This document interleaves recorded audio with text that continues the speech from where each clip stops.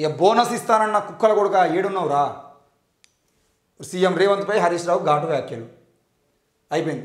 మక్కలకు bonus ఇస్తానన్న కుక్కల కొడుక ఏడున్నవరా అని సీఎం రేవంత్ రెడ్డిపై మాజీ మంత్రి హరీష్ రావు ఘాటు వ్యాఖ్యలు చేశారు. లోక్సభ ఎన్నికల ప్రచారంలో భాగంగా ఏర్పాటు చేసిన మీటింగ్లో ఆయన మాట్లాడుతూ వడ్లకు ₹500 బోనస్ ఇస్తా, ₹2,500 క్వింటాల్ వడ్లు కొంటానని అసెంబ్లీ ఎన్నికల టైంలో రేవంత్ హామీ ఇచ్చారని గుర్తు చేశారు. మరి అధికారంలోకి వచ్చాక బోనస్ ఇచ్చాడా అని ప్రజలను ప్రశ్నించారు. ఇప్పుడు యాసంగి సీజన్ కూడా వచ్చిందని మక్కలకు 500 బోనస్ ఇస్తా అన్న కుక్కల కొడుక ఏడున్నవరా అని అడగాలని ప్రజలకు సూచించారు. కాంగ్రెస్ వాళ్ళు ఏం ముఖం పెట్టుకొని వచ్చి ఓట్లు అడుగుతారని ప్రశ్నించారు. ఇది పరిస్థితి. మనందరికీ తెలిసిందే విషయం. ఏమని? ఈ తెలంగాణ రాష్ట్రంలో ఈ బూతులు మాట్లాడేటువంటి సంస్కృతి నేర్పింది బీఆర్ఎస్ పార్టీ. ఈరోజు కూడా బీఆర్ఎస్ పార్టీ అధికారంలోకి పోయిన తర్వాత కూడా 10 ఏళ్ళు బీఆర్ఎస్ పార్టీ అధికారంలో ఉండి ప్రజల్ని ఏ విధంగా తిట్టిందో, మీడియా వాళ్ళని ఏ విధంగా తిట్టిందో అన్నీ మనం చూసినాము. మళ్ళీ ప్రతిపక్షంలో ఉండి కూడా ఈరోజు ఏమని తిడుతున్నాడు? కుక్కల కొడుక అని చెప్పేసి అధికార పార్టీ, అది కూడా రాష్ట్ర ముఖ్యమంత్రిని కుక్కల కొడుక అని తిడుతున్నాడు. అంటే ఈ భాషా విధానం ఏదైతుందో ఈ భాషా విధానం మార్చుకోలేదు. కేటీఆర్ పొద్దుగాలైతే యూట్యూబ్లు మాకు లేకపోవడం వల్ల మేము ఓడిపోయినాం అండి, యూట్యూబ్లు ఉండేది మేము కూడా గెలుస్తాం అని చెప్పేసి మాట్లాడతాడు. యూట్యూబ్లు కాదయ్యా, మీరు మాట్లాడిన భాషలు మాట్లాడే ఈరోజు యూట్యూబర్లు మిమ్మల్ని బొందబెట్టడానికి ప్రయత్నం చేసిరు. ఆ విషయం కూడా మీరు గుర్తుపెట్టుకోవాలి. ఈ భాష మార్చుకోకపోతే వచ్చే లోక్సభ ఎన్నికల్లో కూడా మీకు కంపల్సరీ ప్రజలు బుద్ధి చెప్తారు. హరీష్ రావు గారు మీ మీద ఇప్పటికీ చాలామంది, ముఖ్యంగా కేసీఆర్ కుటుంబం మీద ఎంతో కొంత విమర్శ ఉండొచ్చు, కానీ హరీష్ రావు విషయానికి వచ్చేదంటే వ్యక్తిగతంగా హరీష్ రావును చాలామంది రాజకీయ నాయకులు కానీ, బీజేపీ కాంగ్రెస్లో ఉన్న రాజకీయ నాయకులు కానీ, ప్రజలు కానీ చాలామంది అభిమానించే నాయకులు కూడా హరీష్ రావు పేరు ఉంటుంది.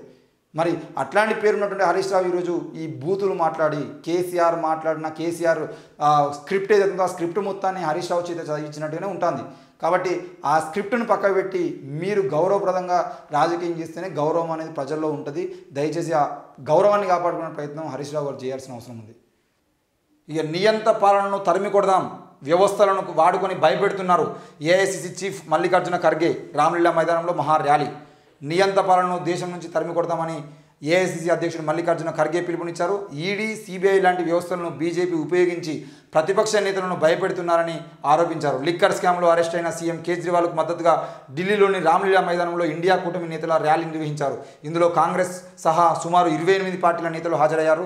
ఈ సందర్భంగా ఖర్గే మాట్లాడుతూ ప్రజాస్వామ్య వ్యవస్థలను మోడీ నాశనం చేశారని మండిపడ్డారు. ప్రజాస్వామ్యం కావాలో లేకుంటే నియంతృత్వం కావాలో ప్రజలే తేల్చుకోవాలన్నారు. బీజేపీ, ఆర్ఎస్ఎస్లు విషం లాంటివని మండిపడ్డారు.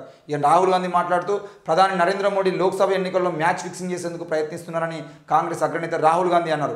ఎన్నికల సందర్భంగా కాంగ్రెస్ బ్యాంకు ఖాతాలు ఫ్రీజ్ చేశారని, విపక్ష బ్యాంకు ఖాతాలు ఫ్రీజ్ చేయడము, నేతలను అరెస్ట్ చేయడం ద్వారా ఎన్నికల్లో గెలవాలని సూచిస్తున్నారని మరి ఫైర్ అయ్యారు. మోడీ ఒక్కరే ఈ నిర్ణయాలు తీసుకోవడం లేదని ఐదారుగురు ధనిక మిత్రులతో కలిసి నిర్ణయాలు తీసుకుంటున్నారని ఆరోపించారు.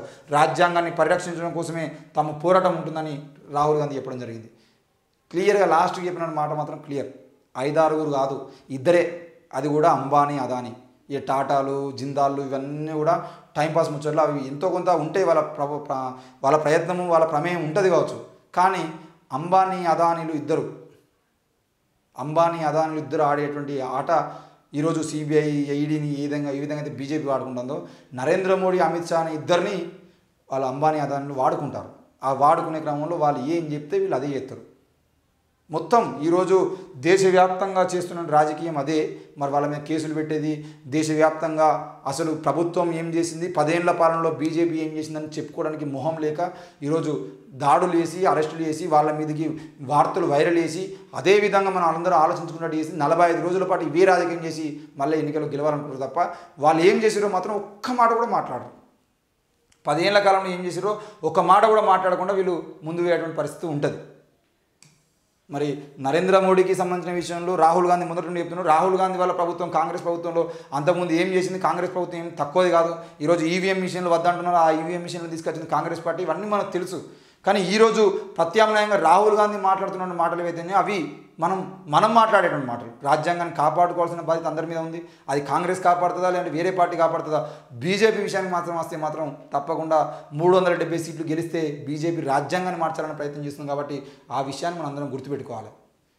ఇక మీరేం భయపడకండి, మీరు అధైర్యపడద్దు, నేను అండగా ఉంటానని చెప్పేసి దేవరూపల మండలంలో ఎండిన పంటలను పరిశీలించి కేసీఆర్ మాట్లాడడం జరిగింది. మరి కేసీఆర్ బస్సులో కూడా తనిఖీలు చేశారు. 3 జిల్లాల్లో పర్యటిస్తున్న కేసీఆర్ బస్సును పోలీసులు తనిఖీ చేశారు. ఎన్నికల కోడ్ దృష్ట్యా ముండ్రాయి చెక్ పోస్ట్ దగ్గర బస్సును నిలిపి చెక్ చేశారు. ఈ సమయంలో కేసీఆర్ ముందు సీట్లను కూర్చొని ఉన్నారు. తనిఖీ సమయంలో రాజ్యసభ ఎంపీ సంతోష్ కుమార్ మెట్లపై ఉండి పోలీసులకు సహకరించారని చెప్పేసి కూడా మనం చూస్తున్నాం. ఏది ఏమైనా కాంగ్రెస్ సర్కారుకు రైతుల ఉసురు తగులుతుందని ఫైర్ అయ్యాడు. అడుగడుగున గులాబీ శ్రేణుల ఘన స్వాగతం పలికిరని చెప్పేసి వార్త.